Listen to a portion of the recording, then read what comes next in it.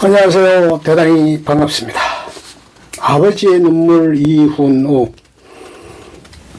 너 엄마는 여기 살고 난 안동으로 갈라간다. 너희들은 누구 따라갈래? 엄마요.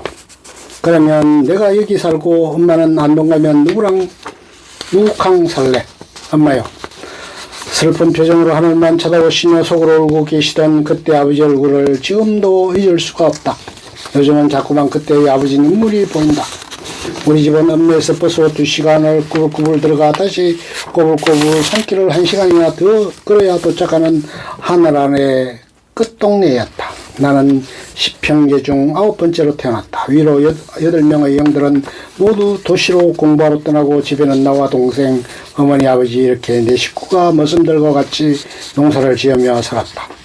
요즘의 작물 재배와 달리 당시의 논농사 일이라는 것이 봄에 시작하여 가을에 모두 끝이 난다. 어른들은 겨울 동안은 휴식을 취하신다.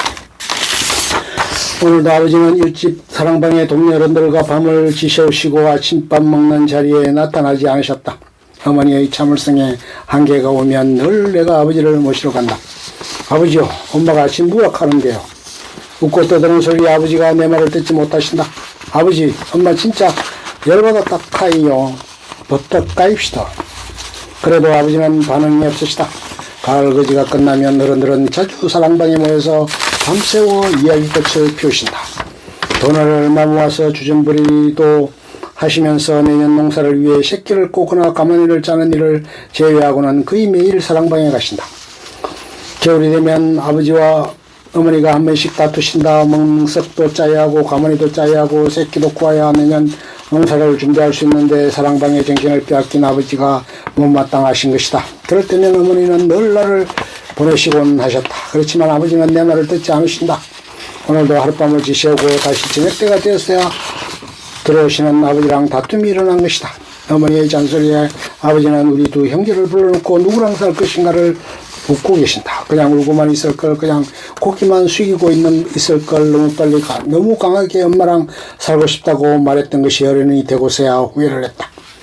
그리고 그때 슬퍼하시던 아버지의 표정이 자꾸만 떠오른다. 이상하게 많이 다투시던 그해 겨울부터 어머니는 아프시기 시작했어야 되매 내가 5학년이 되던 여름에 세상을 떠나셨다. 그때 어머니가 이 세상에 더 이상 계시지 않는다는 것이 현실로 와닿지 않았다. 눈물도 나오지 않았다.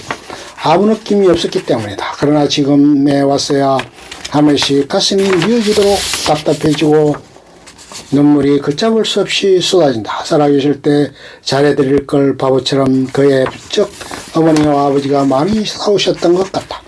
아마도 서로 정을 떼시려고 그랬나 보다. 옛 어른들의 말에 돌아가실 때가 되면 사람이 변한다고 하시는데 아버지와 어머니를 보면 맞는 말 같기도 하다. 그의 겨울에는 참으로 아버지와 어머니가 자주 다투셨던 것 같다.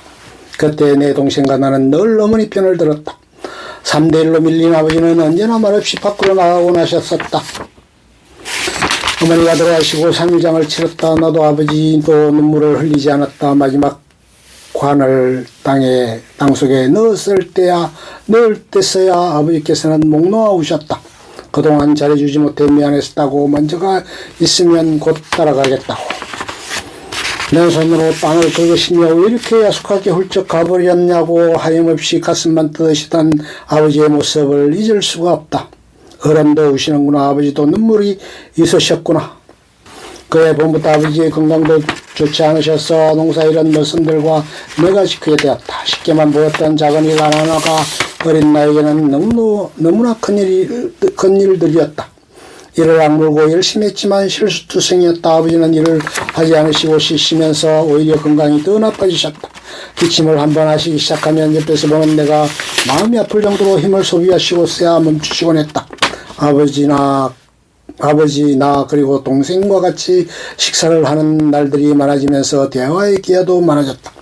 어쩌다 강고등어라도 생기면 살을 발라 아버지 밥숟가락에 올려드리면 그렇게 좋아하시면서 우리 아들 보자라고 동네 사람들에게 자랑하시곤 하셨었다. 아버지를 가까이서 자주 뵈면서 어느 때부터인가 10형제를 키워내시던 왕초 아버지가 점점 작아지고 있다는 느낌을 받았다. 하늘을 쳐다보시며 멍하니 계실 때도 많아지고 긴 겨울밤을 돌아 누워 잠드시 늦게가 작게만 느껴질 때가 많아졌다. 하루를 멀다 하고 나와 동생에게 내리시던 불효령도 언젠가부터 줄어들었다. 어머니가 안 계신 아버지의 뒷모습이 너무 작게 보였다. 잔소리할 것도 스트레스를 풀어놓을 것도 없으셔서 그저 하늘만 바라보시는 시간이 많아지셨다. 그렇게 3년을 더 농사짓고 내가 고등학교를 교도시로 유학 떠나게 되는 바람에 농장을 정리하고 우리 식구들은 읍내로 이사를 하게 되었다. 그리고 1년이 더 지날 때쯤의 어느 날 급한 연락을 받고 온 가족이 모였다. 아버지께서 세상을 떠나신 것이다. 어머니 옆에 합장을 해드렸다. 돌아오면서 많이 울었다. 어머니를 모실 때에는 울지 않았었는데 이상하게 눈물이 그냥 줄줄 흘러내렸다. 살아계실 때 더 잘해드릴 수 있었는데 왜 이렇게 떠나보내고 후회를 하는 건지 자꾸만 가슴이 아파온다. 아버지는 어머니 곁으로 곧 가시겠다는 소원을 이루셨을까. 토닥토닥 다투시던 대로 하늘에서도 다투시고 계실까. 나는 지금 일본에 살고 있다. 고향 땅에 묻혀있는 아버지를 뵈러 자주는 못 간다. 하지만 1년에 한두 번은 성묘를 간다. 살다 보니 어느덧 어머니가 돌아가시던 나이를 훌쩍 넘겨 내가 살고 있다. 어머니 아버지 조금만 더 기다리세요. 저도 곧 가서 이 땅에서 못해드린 효도 백배천배로 해드릴게요. 아버지 그때 엄마랑 살겠다고 말했던 거 미안해요. 그땐 어려서 잘 몰랐었어요. 어머니 아버지 참으로 감사합니다. 어려운 환경 속에서도 10남매를 이렇게 공부시켜주시고 키워주셔서 아버지 어머니 조금만 더 기다리세요. 좀 더 살다가 어머니 아버지 모시러 갈게요. 금년 추석에 불초도 성묘도 못 갈 것 같네요. 내년에는 꼭 갈게요. 어느새 나도 모르게 볼을 타고 눈물이 흘러내린다.